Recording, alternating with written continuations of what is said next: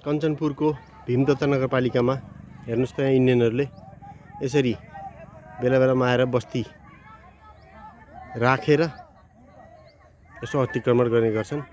Certain टाइमसम्म बस्ने गर्छन्, त्यसपछि फेरि वापस कता जान्छन् यिनीहरू, इन्डिया जाने हुन् कि के हो थाहा छैन। सबै इन्डियनहरूलाई हेर्नुहोस् कि हामी नेपालीहरूलाई कञ्चनपुरको बोर्डर पारी बनबासा खटीमामा गएर यसरी पाल बाँधेर बस्न दिन्छ होला। त्यति मात्रै होइन दर्शकबिन, यिनीहरूले गरेको यहाँ फोहोर कचडा दिसा पिसाबको त कुरै छोडिदिनुहोस् कि नगरपालिका जवाबदेही हुनुपर्ने होइन र झगडा गरिरहेका छन्। यहाँ हेर्नुहोस्, एक आपसमा अघिसम्म मारपिट थियो, अहिले पनि हानाहान्छ छुट्याउँदैछ मान्छेहरू।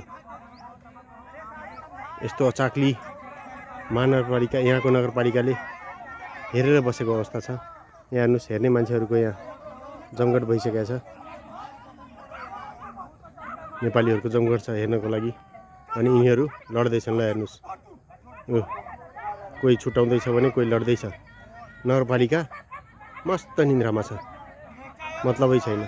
यो हो हाम्रो देश नेपाल। यसैको लागि हामीहरूले भोट गरेका थियौँ, नयाँ नेपालको लागि। तर नगरपालिका पुरानै नेपालमा अझै पनि बसिरहेको छ। सक्दो सेयर गर्नु होला दर्शकबिन।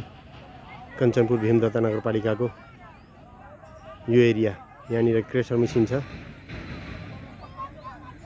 क्रेसर मेसिनको छेउमा यो सुडाबाट भित्र छिर्ने गल्लीमा यस्तो छ दृश्य।